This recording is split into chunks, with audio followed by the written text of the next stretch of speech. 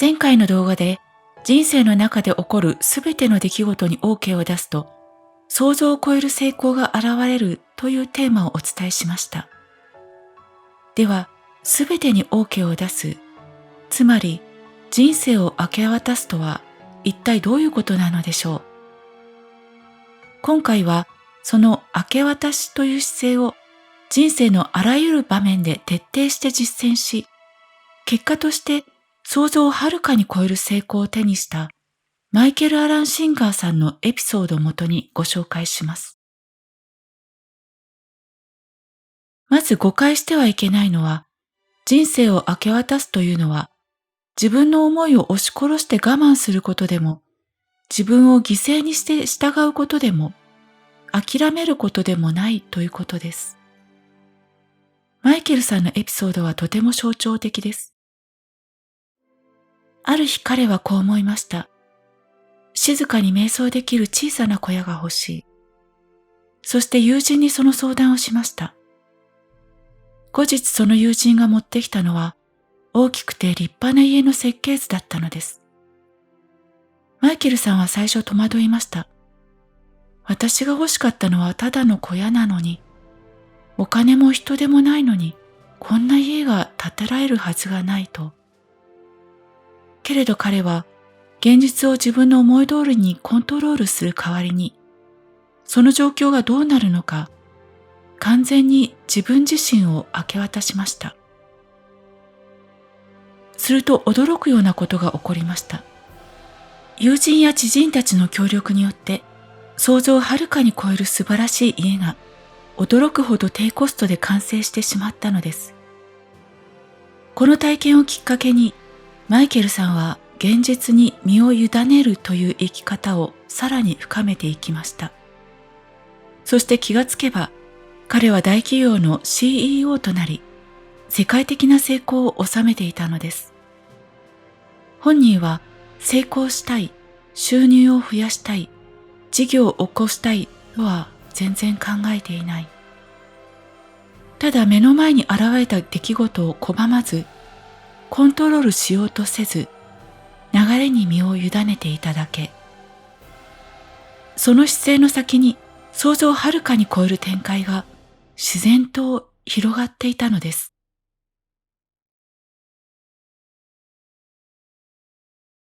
あなたは目の前に現れた出来事に大丈夫、これも OK と言えるでしょうか？例えば新しいお仕事の話が来たとします。うまくできるかどうかわからない。少し不安になったり、ためらいが出てくるかもしれません。私たちが目の前の現実をそのまま受け入れるのが難しいのは、一体なぜでしょうか？それは幼い頃から積み重ねてきた過去のパターンが無意識の中に深く刻まれているからです。過去の出来事や経験をもとに、私たちはある状況に対して決まった反応の仕方、思考や感情の癖を持っています。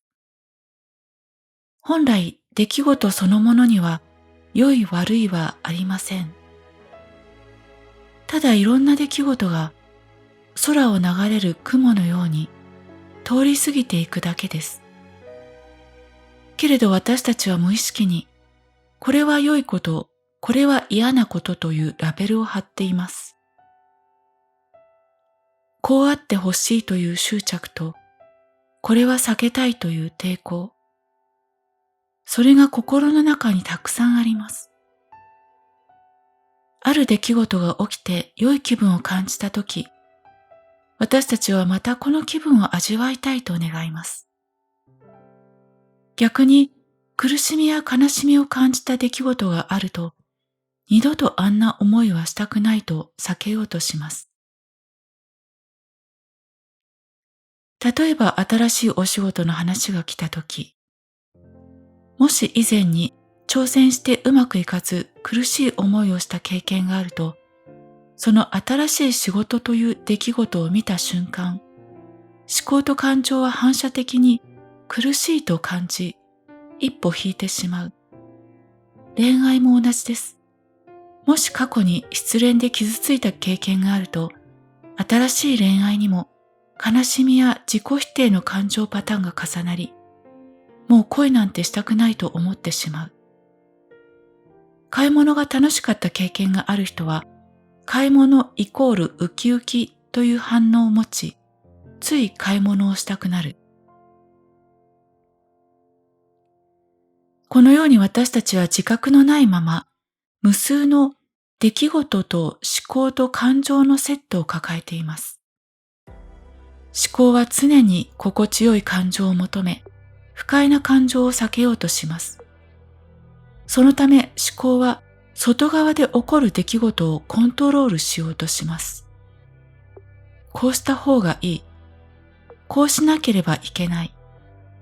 そんな自動思考が次々と湧き起こり、心地よく感じる出来事だけを選び取ろうとする。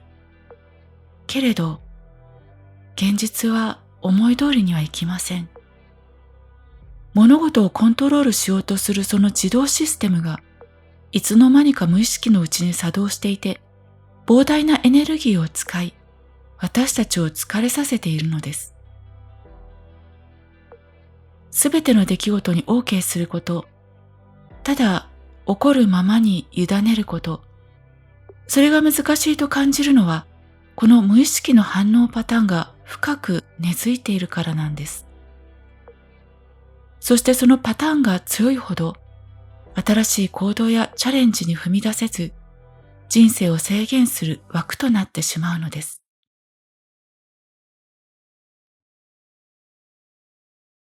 ではどうすればいいのでしょう。私たちが本当にコントロールできるのは、外側の出来事ではなく、出来事に対して起こる自分の内側の反応だけなんです。ある出来事が起きたとき、いつもの思考や感情の反応が出てくるかもしれません。その時に大切なのは、それらを押しやらないこと、解決しようとしないこと、コントロールしようとしないこと、ただありのままに気づいている、静かに観察している。思考も感情も体の感覚も、それは私そのものではありません。本当の私たちは、それらに気づいている意識そのものなのです。思考や感情が動いた瞬間、そのことに気づき、観察する。この実践を重ねていくと、やがて自分の中にいつもの反応パターンに気づくようになります。